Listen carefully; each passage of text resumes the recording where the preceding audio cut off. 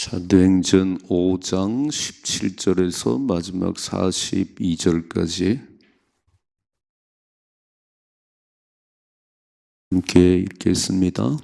대제사장과 그와 함께 있는 사람, 즉 사두개인의 당파가 다 마음에 시기가 가득하여 일어나서 사도들을 잡아다가 옥에 가두었더니 주의 사자가 밤에 옥문을 열고 끌어내어 이르되 가서 성전에 서서 이 생명의 말씀을 다 백성에게 말하라 하매 그들이 듣고 새벽에 성전에 들어가서 가르치더니 대제사장과 그와 함께 있는 사람들이 와서 공회와 이스라엘 족속의 원로들을 다 모으고 사람을 옥에 보내어 사도들을 잡아오라 하니 부하들이 가서 옥에서 사도들을 보지 못하고 돌아와 이르되 우리가 보니 옥은 든든하게 잠기고 지키는 사람들이 문에 서 있으되 문을 열고 본즉 그 안에는 한 사람도 없더이다 하니 성전 맡은 자와 제사장들이 이 말을 듣고 의혹하여 이 일이 어찌 될까 하더니 사람이 와서 알리되 보소서 옥에 가두었던 사람들이 성전에서 백성을 가르치더이다 하니 성전 맡은 자가 부하들과 같이 가서 그들을 잡아왔으나 강제로 못함은 백성들이 돌로 칠까 두려워함이더라. 그들을 끌어다가 공회 앞에 세우니 대제사장이 물어 이르되 우리가 이 이름으로 사람을 가르치지 말라고 엄금하였으되 너희가 너의 가르침을 예루살렘에 가득하게 하니 이 사람의 피를 우리에게로 돌리고자 함이로다. 베드로와 사도들이 대답하여 이르되 사람보다 하나님께 순종하는 것이 마땅하니라. 너희가 나무에 달아 죽인 예수를 우리 조상의 하나님이 살리시고 이스라엘에게 회개함과 죄사함을 주시려고 그를 오른손으로 높이사 임금과 구주로 삼으셨느니라.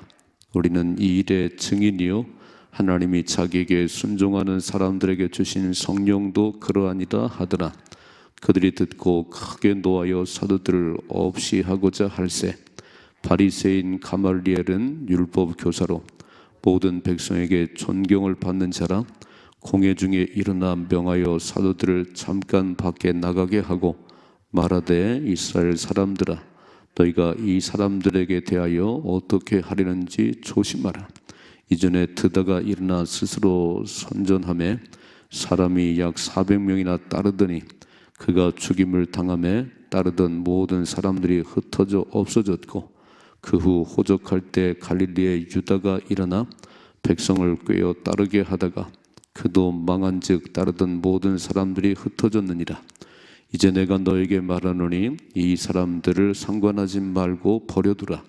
이 사상과 이 소행이 사람으로부터 났으면 무너질 것이요 만일 하나님께로부터 났으면 너희가 그들을 무너뜨릴 수 없겠고 도리어 하나님을 대적하는 자가 될까 하노라 하니 그들이 옳게 여겨 사도들을 불러들여 채찍질하며 예수의 이름으로 말하는 것을 금하고 놓으니 사도들은 그 이름을 위하여 능욕받는 일에 합당한 자로 여기심을 기뻐하면서 공회 앞을 떠나니라. 그들이 날마다 성전에 있든지 집에 있든지 예수는 그리스도라고 가르치기와 전도하기를 그치지 아니하니라. 아멘. 아멘. 죽고 사는 것은 하나님이 선언해 있습니다. 우리가 늘 기억할 게 뭐냐면 하나님을 믿으면서도 두려운 것도 많고 걱정도 많아요. 다시 잘 생각해 보면 죽고 사는 것은 하나님이 선언해 있습니다. 참새 한 마리도 하나님의 허락이 없이는 땅에 떨어지지 않는다. 그러면 이 복음 전하는 사도들의 생명을 하나님께서 그렇게 쉽게 놔둘까? 그렇지 않지요. 오늘 그렇게 옥에 가두고 죽이려고 해도 안 되네요. 사람이 하나님을 이길 수가 없습니다. 이게 잘 명심하셔야 돼요. 사람이 아무리 계획을 세워도 하나님께서 허락하지 않으면 아무것도 안 되는 거예요. 사람들은 막 이렇게 하고 저렇게 하고 막 죽이고 옥에 가두고 이 사도들이 막 밉고 그런데 안 되는 거예요. 그러니까 사람은 옥에 가두고 사람은 죽일 수 있어도 복음은 매이지 않습니다. 복음은 매이지 않아요. 북한이 그렇게 공산주의 치하에서 예수 믿는 사람을 막 가두고 죽여도 지금도 지하에서 예배드리는 사람이 있어요. 안 되는 거예요. 하나님을 이길 수가 없는데 어리석은 인생들은 하나님을 이기려고 그러고 하나님 막 능가하려고 막 바벨탑을 쌓지요. 우리 이름을 내려고 그러지요. 맨날 하나님 대항하는 거예요. 그 인생은 망하는 겁니다. 어제 아침에 하나님의 역사가 일어났어요. 표적과 기사가, 사도들의 손으로 표적과 기사가 일어나고 치유가 일어나는데 그냥 환자들을 누표만 놔도, 베드로의 그림자만 지나가도 병이 낫네요. 귀신이 떠나가네요. 그러니까 얼마나 배가 아프겠어요? 막 종교 지도자들이, 아니 저 사도들이 어째 저런 일이 일어나는 거지? 그 사람들이 자꾸 이렇게 그 사도들의 전하는 예수를 믿으니까 이게 너무 배가 아픈 거예요. 읽어봐요. 오늘 17절이죠. 대제사장과 그와 함께 있는 사람들 즉 사두개인의 당파가 다 마음의 시기가 가득하여 일어나서. 여러분, 믿음은 반응이에요. 믿음은 반응입니다. 이런 막 사도를 통해서 병든 자가 고침받고 귀신 떠나가고 표적과 기사가 나타나면 막 박수를 치고 하나님께 영광을 돌려야 돼요. 교회 안에 병든 자가 치료받고 기적이 나면 박수를 쳐야 되는 거예요. 근데 다 그런 게 아니라니까요. 지금 보니까 막 마음에 시기 질투가 가득해. 막 저것들이 뭐냐. 어떡하지요? 보세요. 18절이요. 사도들을 잡아다가 옥에 가두었더니. 그래서 그런 일 못하도록 예수 전하지 말고 그런 막 능력 행하지 못하도록 감옥에 가둬버렸어요. 아니 하나님의 역사인 것이 분명히 드러나는데 그게 밉다는 거예요. 그게 싫다는 거예요. 두 가지 반응이지요.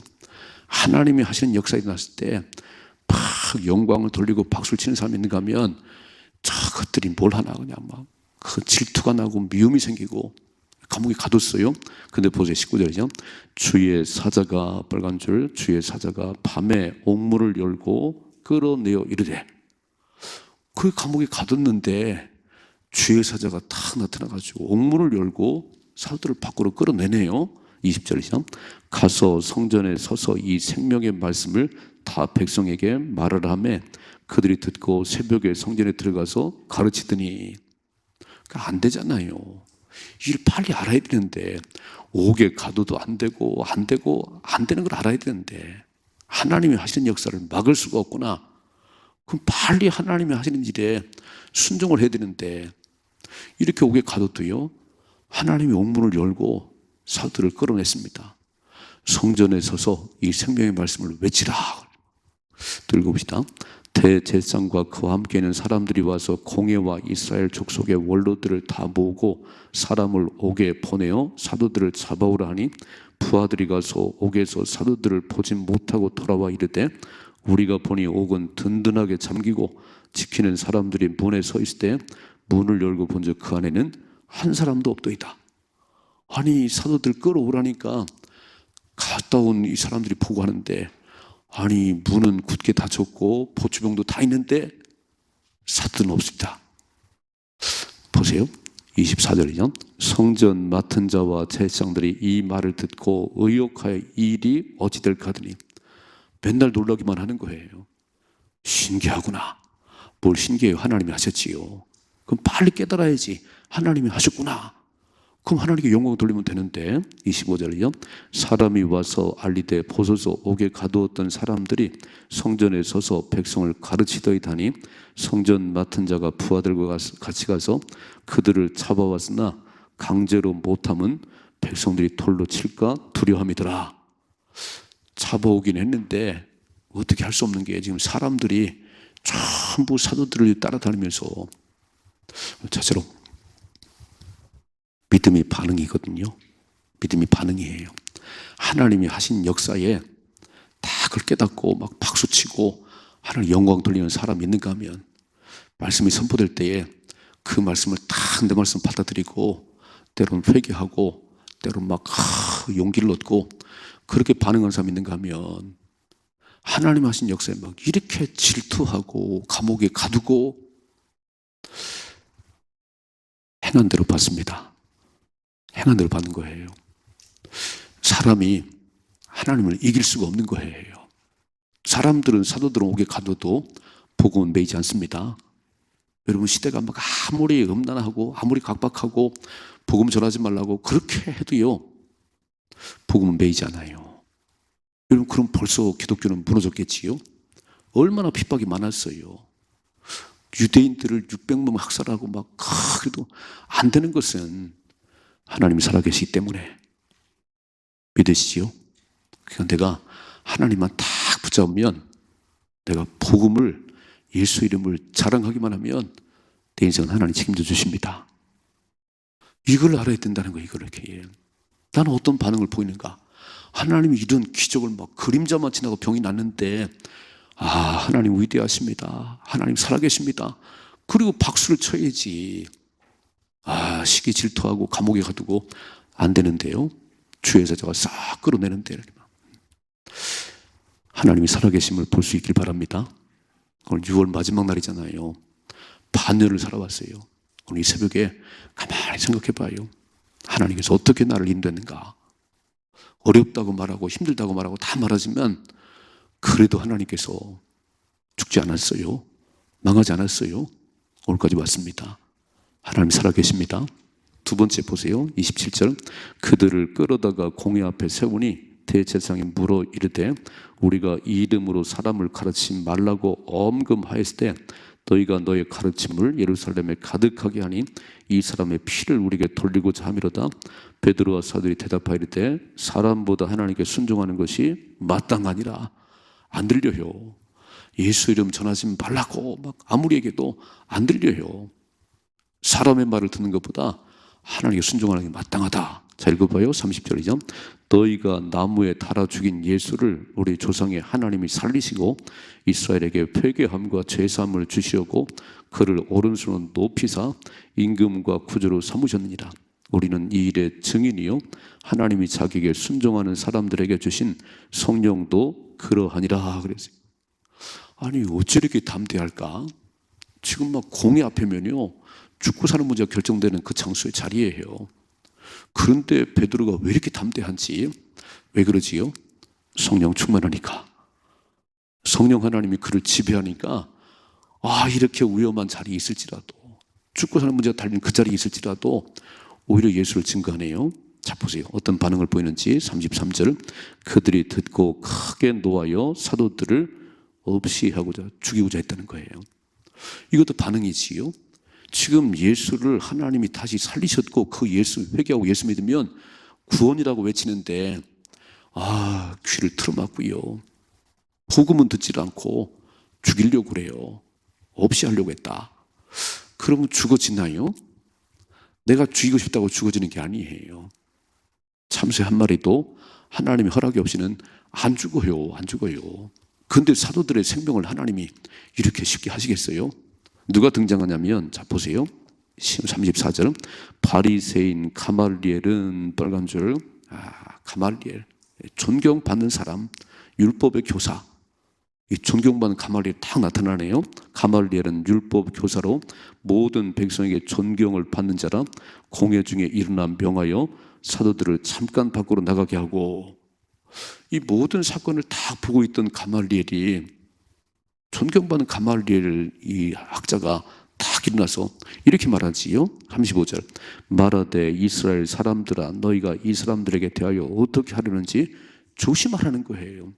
이렇게 생명을 함부로 죽으면 안 된다는 거예요. 조심하라. 두 가지 얘기하네요. 36절.